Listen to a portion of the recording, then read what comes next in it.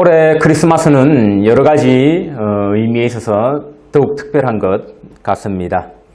길거리 이 상점들마다 사람들이 붐비고 도로에 차도 많은 것은 사실이지만 그러나 또 여느 해와 달리 아주 차분한 분위기임을 볼 수가 있습니다. 그럴 수밖에 없겠지요. 이 교회 안에서도 마찬가지입니다. 우리도 매년 이때는 성탄 축하 예배를 했지만 사실 올해는 하지 못합니다. 그죠? 오늘 또 사실 성탄 예배라고 하면은 믿기지 않을 정도로 우리 이 예배당에는 예배에 직접적으로 이렇게 여러 가지로 섬기는 분들 소수만 나와서 함께 모여 있습니다. 그런데 오히려 이 고요한 밤, 거룩한 밤이라는 찬송처럼 예수님 탄생을 기념하기에 적합한 점도 참 많지 않나 이런 생각이 들었습니다. 오늘 주일 예배를 준비하면서 생각해 보았습니다.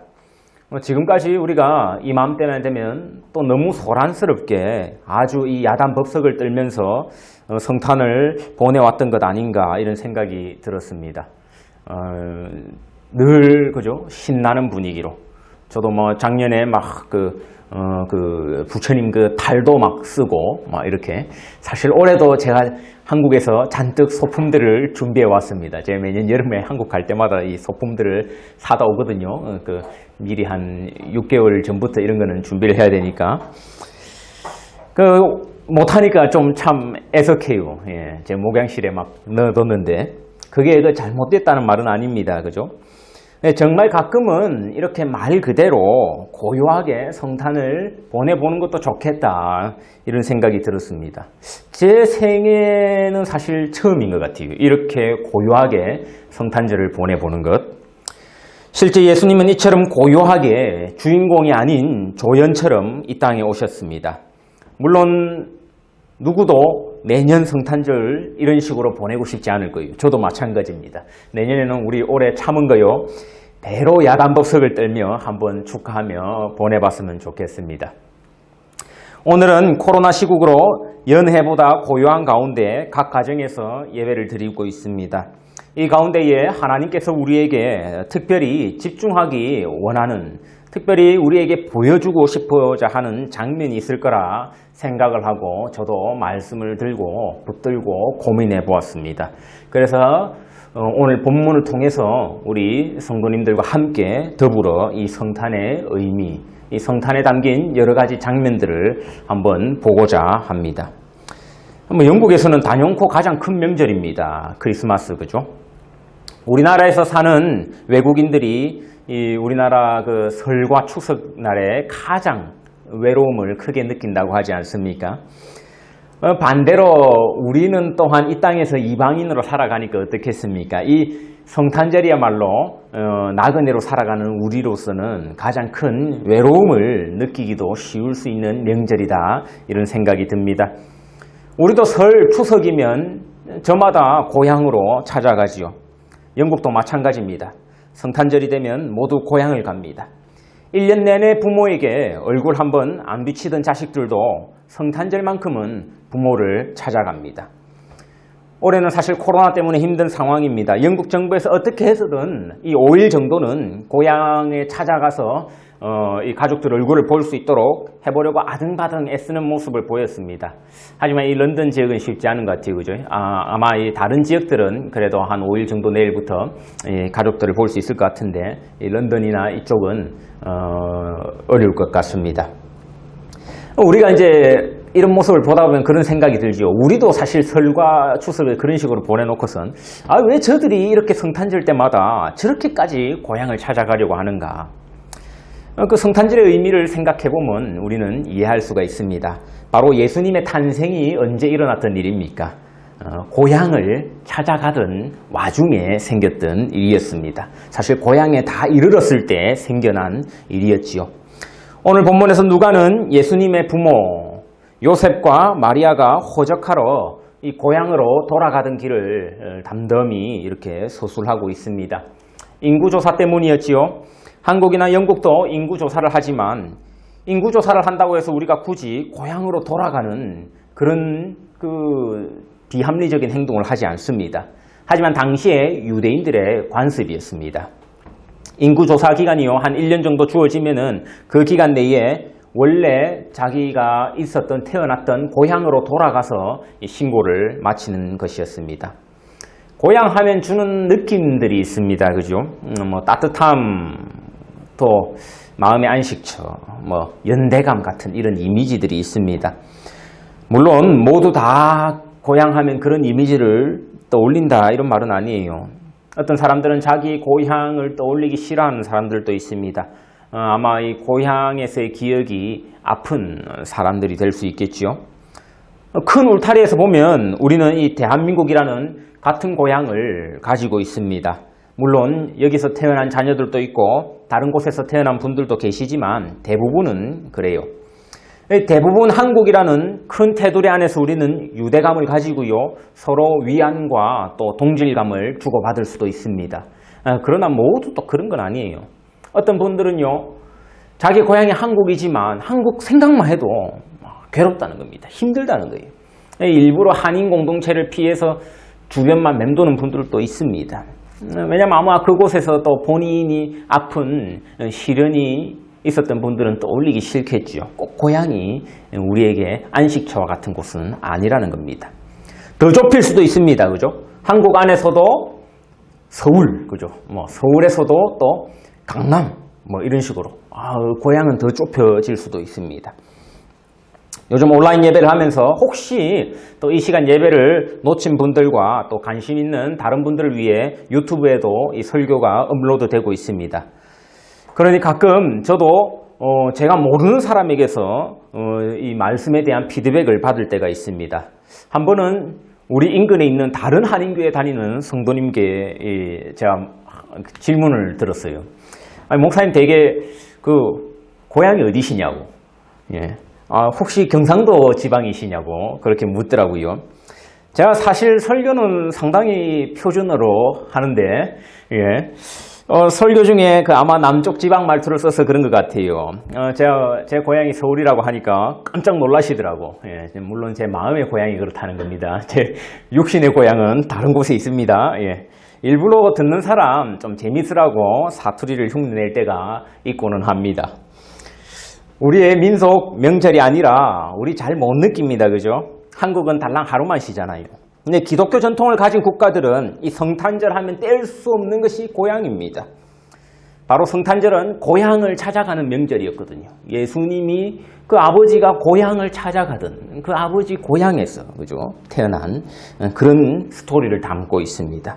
그 별이 그 고향으로 향하가는 발걸음, 그 고향을 알려주는 거죠. 오늘 본문에 나오는 베들레헴은 사실 작은 동네입니다. 정확히 알 수 없지만요, 어떤 학자는 그 당시 베들레헴의 인구를 한 600명 정도로 추산합니다. 많아봐야 1000명 안 됐을 거예요. 한국으로 따지면 그러니까 면도 안 되는, 그죠? 마을이죠. 거의 아마 리 단위 정도로 떨어질 겁니다. 그러니까 이장이 한 명이 이렇게 좀 관리할 수 있는, 대표할 수 있는 그런 마을이었을 겁니다. 하지만 그 작은 마을에서 오래전에, 이미 이 당시로부터 1000년 전에 위대한 인물이 나섰습니다. 누굽니까? 다윗. 예. 그 당시에도 사실 그 베들레헴은 왕이 날 수 있는 동네가 아닌데, 이 사무엘이 그 하나님의 그 명을 듣고 그곳에서 그 다윗에게 기름을 붓지요. 그러니까 지금으로부터는 한 3000년 전인 셈입니다. 그죠? 그 3000년 전에 이제 다윗에게 기름 부은 일이 있고, 그 뒤로 한 1000년 동안, 여러분 그 1000년 사이에 베들레헴 출신 이름 될 수 있는 사람이 있습니까? 베들레헴 출신. 다윗 이후 1000년. 그죠? 소위 요즘 말로 그 셀럽이라고 하죠. 유명인 될 수 있는 사람이 있어요? 없습니다. 그죠? 그 다음이 우리가 바로 나오는 사람이 예수 그리스도입니다. 예수 그리스도. 자, 우리 한번 그럼 다시 우리가 주의를 환기시키면서 한번 생각해 봅시다. 1000년 동안요, 유명인이 나왔습니다. 단 2명의 유명인이 나왔어요. 1000년 동안 딱 2명의 유명인을 배출한 마을. 그 마을 어떤 곳인지 짐작하지요. 그 수준이 좀 짐작가지 않습니까? 딱 그런 마을이었다는 겁니다. 그야말로 별 볼 일 없는 마을이라는 말이죠. 얼마나 마을이 작고 별 볼 일 없으면 1000년 동안 2명이 뭡니까? 1000년 동안 2명. 여러분 최근 10년 동안요. 런던이 배출한 그 세계적인 걸출한 역사에 남을 만한 인물들 이름 대라고 하면 얼마나 많은지 모릅니다. 최근 10년 동안에. 노벨상 받은 사람이 있고요. 유명한 가수가 있고요. 영화 배우가 있고요. 축구 선수가 있고요. 런던 출신들이 얼마나 많은지 몰라요. 고작 10년 사이의 일들인데도 이름 다 못 될 겁니다. 그러니까 런던이 얼마나 대단한 도시인지 알겠죠. 근데 베들레헴이라는 도시는 어떻겠습니까? 그것도 그 큰 유명한 그 도시 예루살렘 기퉁이에 붙은 작은 그 마을. 다윗 이후의 인물이라고 할 만한 사람이 나온 적 없던 베들레헴이었습니다. 이 1000년 만에 아기 예수가 탄생하는 장면을 누가는 담담히 이렇게 기술하고 있습니다. 하루는 아이가 저한테 묻더라고요. 아빠, 우리 그 파평윤씨 중에 어떤 좀 그 유명한 사람이 있냐고 저한테 묻더라고요. 제가 이제 생각을 하다가, 당연하지. 우리 그 고려시대의 윤관 장군님 그 여진종을 몰아냈던 이야기, 막 제가 이제 물론 허구를 섞어가지고 막 부풀려가지고 일부러 재밌게 한다고 이야기를 해줬습니다. 우리 이 이야기의 하이라이트는 윤관 장군이 그 여진족에게 쫓길 때 강을 건너야 되는데 강을 건널 다리가 없어서 이렇게 안절부절 하던 차에 잉어떼가 팍 떠오르거든요. 여러분 아마 윤씨 아니면 모를 거예요. 잉어떼가 떠올라서 이 윤관 장군이 그 잉어들을 밟고 말을 타고 쫙 이렇게 갑니다. 그래서 윤씨들은 잉어를 지금까지 먹지 않지요, 그죠? 예, 그런 위대한 스토리가 있습니다. 그런 이야기를 막 들려주던 차에 옆에서 듣던 아내가 아니 대체 그 어떻게 된 가문이길래 그 걸출한 인물 한 명 찾는데 고려시대까지 거슬러 올라가야 되냐 그렇게 하더라고요. 그 아이가 다 듣더니 차라리 나는 그냥 박씨로 바꾸겠다 이렇게 말하던데 막 네 알아서 하라고 했습니다. 요즘은 뭐 자기 알아서 할 수 있잖아요. 그럼 모르고 하는 소리입니다. 그런 말은 모르고 하는 소리. 이 정말 베들레헴과 같은 가문 아닙니까? 1000년 전에 윤관 장군, 그죠? 정확히 한 900년 전에. 우리 한 100년 뒤쯤에 이 파평윤씨의 이 인물이 나지 않을까 싶습니다. 베들레헴과 같은 가문, 그죠? 하지만 이 예수 탄생 몇백 년 전에 이미 베들레헴에 대한 예언이 성경에는 있었습니다. 우리 잘 아는 그 구절이에요. 미가서 5장 2절인데요. 베들레헴 에브라다야 너는 유다 족속 중에 작을지라도 이스라엘을 다스릴 자가 내게서 내게로 나올 것이라. 하지만 그때가 바로 이때인지는 사람들이 알지 못했습니다. 그러니 베들레헴에서요 예수가 나던 날은 거룩한 밤이었지만 동시에 아주 고요한, 누구의 주목도 받지 못한 고요한 밤이었지요. 요셉과 마리아는 사실상 그 나사렛에서 거주했습니다. 베들레헴에서 북쪽으로 100마일 조금 넘게 떨어져 있는 동네입니다. 그러니까 런던으로 치면요, 런던에서 버밍엄 정도의 거리예요. 지금이야 뭐 차로 쉽게 갈 만한 거리지요. 뭐 버밍엄까지 2시간 안에 끊을 수 있잖아요. 그러나 이 당시에는 만만치 않은 여정이었습니다. 요셉의 직업은 목수로 나옵니다. 헬라어로 테크톤이라는 단어인데요. 이 테크톤이라는 단어에서 테크니션, 그죠? 테크닉 이런 말들이 나와 있습니다. 기술자, 목축, 목축이 아니라 건축, 그죠? 목재, 석재 이런 것들을 다루는 사람들, 또 아마포나 유리까지 가공하던 자들을 통칭하던 명칭입니다. 그러니까 이게 뭐 나무 모칠하고 이런 사람으로 상상해서는 안 됩니다. 런던에서 이 버밍엄에 이르는 거리를 그들이 걸었을지 아니면 나귀를 타고 갔을지는 알 수 없습니다. 그렇게까지 구체적으로 성경은 기록하고 있지 않습니다. 재미있는 점은요, 예수님께서 비록 베들레헴에서 나셨지만 자신의 사역 중에 한 번도 자기의 고향 베들레헴을 방문한 적이 없으셨다라는 사실입니다. 저도 상상을 해봤어요. 예수님 3년 동안 사역을 하시면서 이곳저곳 얼마나 많이 돌아다니셨습니까? 그러면서 한 번쯤 적어도 예루살렘 정도 왔을 때는 가까우니까 자기 고향 베들레헴에 한번 들려보고 싶지 않으셨을까? 하지만 그 예수님께는 아마도 이 고향에 대한 그리운 마음보다 사명이 우선이었던 것 같아요. 공생의 시절에는 그 베들레헴에 방문한 기록이 없습니다. 우리도 성탄절이 돼서 저마다 고향 찾아가는 사람들을 보면 멀리 있는 고향이 절로 생각나기도 하고 그립기도 하지요. 그러나 하나님 우리에게 뜻한 바가 있으셔서 이곳으로 부르셨습니다. 그러니 하나님의 뜻이 우선된 삶을 우리가 또 살아가야 하겠지요. 나귀를 탔든지 그들이 걸어갔든지 우리는 알 수 없지만 한 가지 짐작해 볼 수 있는 것은요, 이 만삭의 산모 마리아에게는 무리가 되는 일정이었을 것이다 라는 점입니다. 그러니 오늘날 성탄절에 사람들이 즐겁고 기쁜 마음으로 저마다 이 요셉이 했듯이 고향을 찾아가는 이 심정과 달리 사실 이들에게는 썩 달갑지만은 않은 부담되고 무리가 되는 그 귀향길이었다라는 것입니다. 게다가 5절에서 보듯이 이들은 아직까지 결혼에 이르지 않은 약혼 관계에 있었음을 알 수 있습니다. 결혼 전 약혼자의 이 임신, 만삭된 모습은 여러 사람들의 오해를 또 살 수 있는 일이었을 겁니다. 마태의 기록에 따르면은 요셉은 의로운 자였습니다. 하나님의 약속을 믿고 고향을 가는 이 힘든 여정에서도 마리아를 아마 또 잘 돌봐주면서 갔겠지요. 자기가 살던 나사렛에서 자기의 고향으로 간 이 베들레헴까지의 여정은요, 한 일주일 정도 당시에 잡아야 했던 거리입니다. 자기 약혼녀는 지금 또 마리아는 만삭인 상태 아닙니까? 그러면 우리가 한 2배 정도까지 걸리지 않았을까 추적은 해볼 수 있습니다. 한 2주 정도, 그죠? 영국이 이번 주, 다음 주, 사실상 2주 정도는 많은 업무들이 휴무합니다. 그죠? 그래서 그런 것은 아니지만, 정말 성탄절만큼은 이 영국의 분위기 보면은 성경 속 이야기와 비슷한 모습들이 있습니다. 그죠? 요셉과 마리아가 고향을 찾아서 2주 가까이 여행을 한 것처럼 이 영국에서도 다들 고향을 찾아가는 한 2주 가까운 이 연말의 휴식을 즐기는 모습들이 있죠. 성경이 사실 당시의 정황을 아주 자세히 묘사하고 있는 건 아니에요. 그러나 우리는 여러 가지 일들을 한번 추정해 볼 수는 있습니다. 정확히 어떤 연유로 여관이 당시에 만실이었는지 모릅니다. 그리고 우리 본문에는 여관이라고 번역했지만 오늘날과 같은 이런 여관이나 호텔을 말하는 건 아니에요. 베들레헴에는 그런 것이 없었습니다.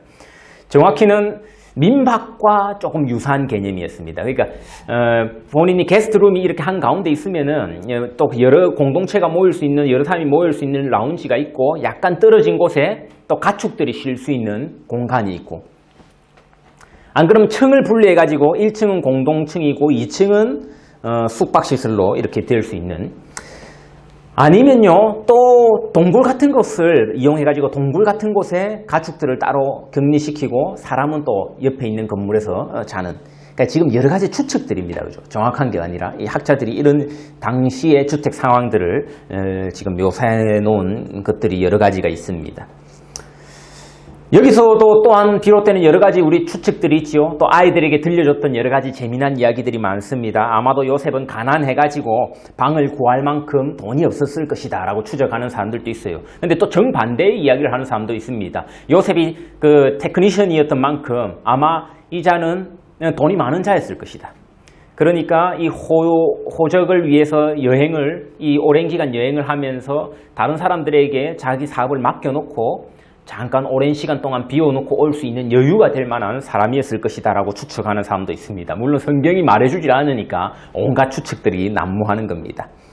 아니면 여러 사람들이 지금 호적 때문에 이 베들레헴이 아니라 그 위에 조금만, 우리 지금 류몰든이 베들레헴이면 또 런던이 예루살렘 정도 거리거든요. 그러니까 조금만 가면 예루살렘이랑 큰 도시가 나오니까 그곳에 사람들이 몰려가다가 중간에 베들레헴에 잠깐 그 호적 조사 때문에 머물렀던 사람들이 있었을 것 아닙니까? 그죠? 그런 사람들이 이미 방을 다 만실로 만드는 바람에 그들이 잠을 잘 수 있는 틈은 얻어낼 수 있었겠지만 아마도 이 출산을 해야 되니까 마리아는 다른 사람들하고 같이 있을 수는 없잖아요. 예. 그러니까 차라리 바깥에 가축들이 머무는 곳이 더 나았을 것이다 라고 추적해보는 사람들도 있습니다.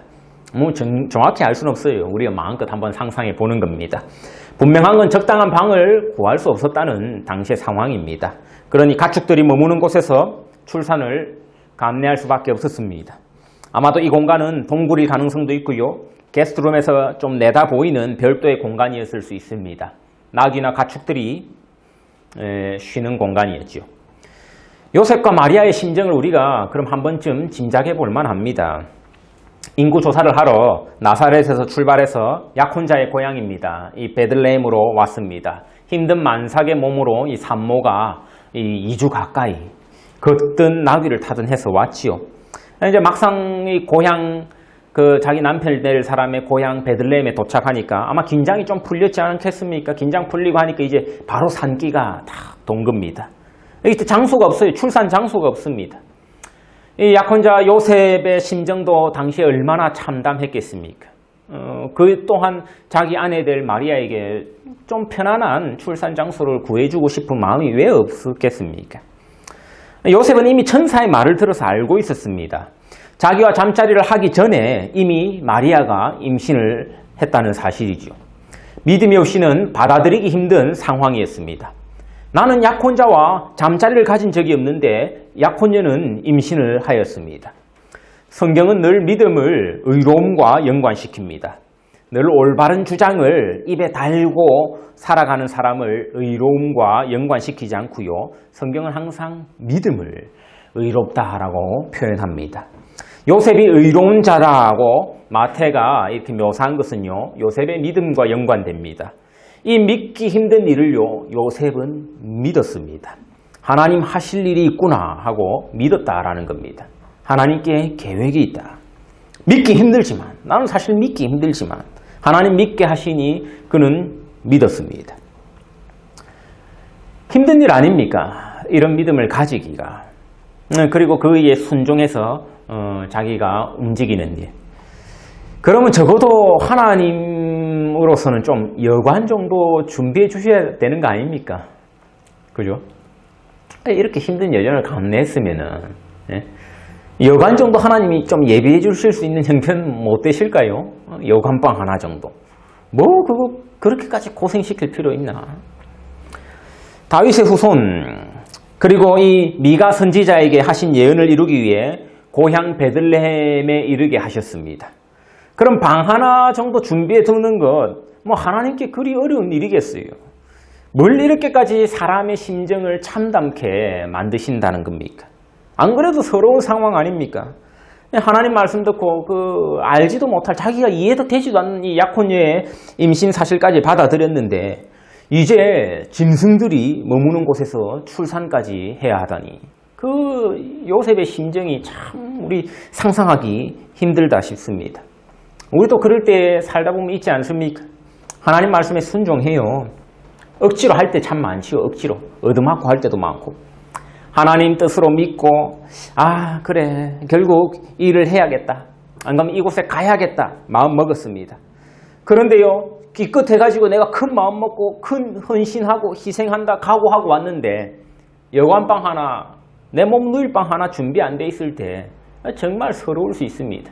힘들 수 있어요. 내가 내 좋자고 한 것도 아니고 하나님이 하라고 하셔갖고 내가 감사하겠습니다. 감내하고 내가 하겠습니다. 헌신하겠습니다 했는데 뭐 내가 많이 바라는 것도 아니고 사치품 바라는 것도 아니고 그냥 누구 잘 방 하나 이거 바라는데 그거 준비 안 돼 있을 때 얼마나 마음이 힘듭니까? 이 하나님 이게 무슨 상황입니까? 쉽지 않습니까?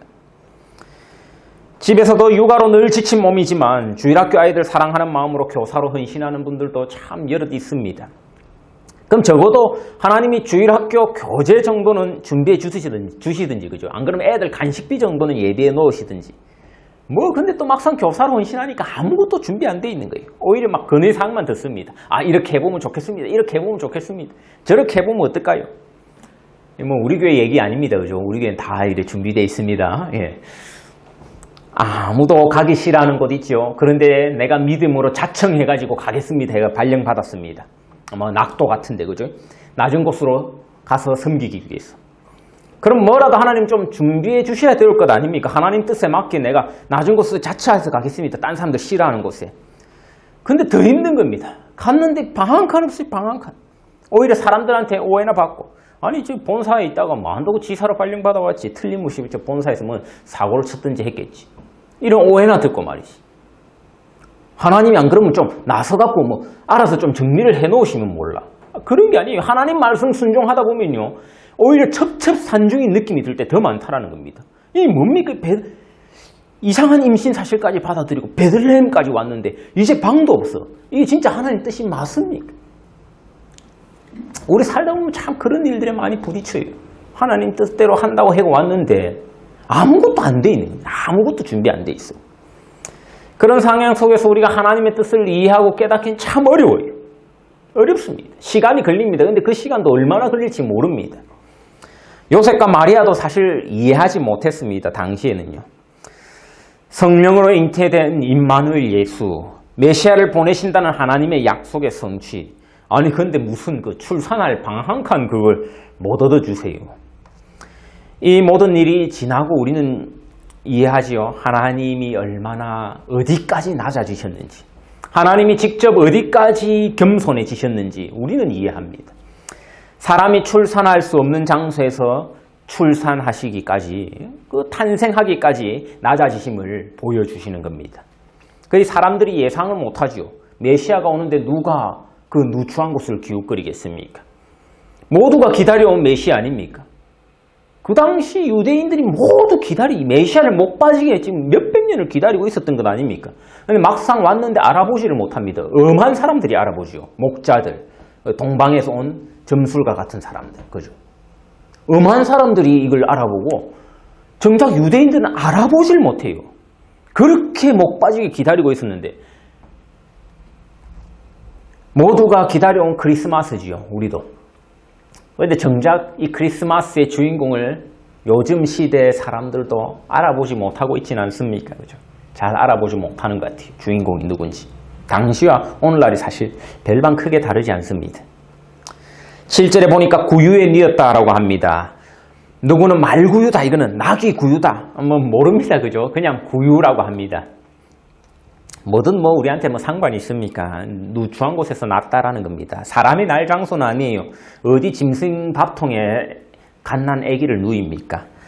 어떤 부모가 거기에 아기를 누이고 싶어요. 제 며칠 전에 우리 한 성도님과 전화를 하던 도중에 한 성도님이 말끝에 그런 말씀 하시더라고요. 아, 목사님 요즘 육아는 템빨입니다. 이래 이야기 하더라고요. 예. 그 분유 타는 기계가 있다고 하더라고요. 분유 타는 기계가. 이제 막 100도로 물을 끓여가지고 아기가 먹기 좋은 그 36도씨까지 이렇게 급속도로 또 낮춰가지고 에스프레소 머신처럼 분유를 촥 이렇게 자동으로 따라주는. 예. 제가 그거를 보고요. 정말 놀랐습니다. 예. 이제 제가 키울 때만 해도 그런 기계 없었거든요. 요즘은 정말, 근데 그런 걸 보고, 아, 요즘은 애 키울만 하다, 이런 말을 하는 순간 그 꼰대 되지요. 아, 그런 말을 하면 안 됩니다. 그죠? 아, 놀랍다, 이런 생각이 들더라고요. 이야, 정말 좋은 기계구나. 제가 그래서 그 핵심 기술을 찾아봤어요. 그 기술의 핵심은요, 온도를 떨어뜨리는 데 있더라고요. 이 100도씨를 어떻게 순식간에 36도까지 딱 이렇게 떨어뜨릴 것인가. 그 떨어뜨리는 기술이 핵심이더라고요. 제가 아기 타줄 때는 막 저 혓바닥에 대보고 이렇게 타주고 이랬거든요. 식을 때까지 기다렸다가. 지금 우리가 이런 시대를 살아가고 있습니다. 정말 놀랍습니다. 커피처럼 분유가, 아기가 커피처럼 분유를 이렇게 타먹는, 그죠? 그러니까 우리가 사실 이 비참한 상황이 잘 와닿진 않아요. 우리 너무 좋은 시대입니다. 그죠? 성탄절 그림 보면요. 너무 동화 같고 아름답고 그래요. 육아는 템빨이라고 하는데 지금 템이라고 해봐야 없습니다. 구유통밖에 없어요. 구유통. 강보 그 베네처 고리. 그죠?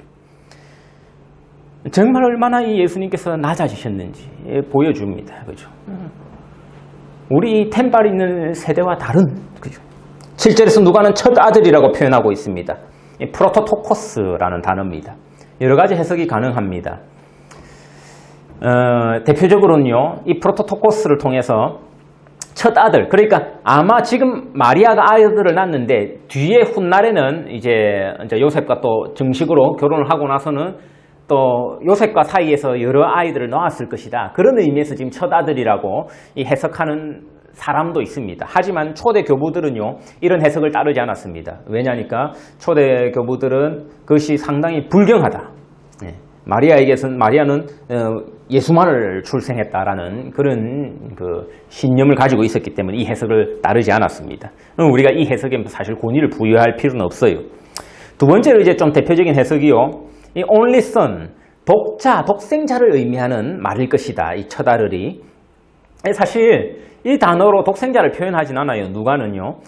누가는 이 독생자를 표현할 때 이 모노게네스라는 말을 씁니다. 그러니까 이 사실 가장 설득력 있는 관점은 율법서에 나오는 장자, 그러니까 아버지의 권한을 이을 수 있는 상속권을 가진 장자를 뜻하기 위해 이 단어를 썼을 것이다라고 추정해 볼 수 있습니다. 그런 의미에서 예수가 첫 아들이었다라는 거죠. 이렇게 마리아의 첫 아들로 누구도 주목하지 않는 작은 마을 베들레헴에서, 그리고 그 마을에서도 가장 외진 공간, 가축들이 머무는 공간, 그 가축들이 여물 먹는 여물통에서 예수님은 이 땅에서의 첫 호흡을 떼셨습니다. 가장 낮고 천한 곳을 자청하여 찾아오신 거지요. 이런 성탄을 기념하기 위해 현대인들도 저마다 요셉이 했듯 고향길로 성탄절이 되면 찾아갑니다.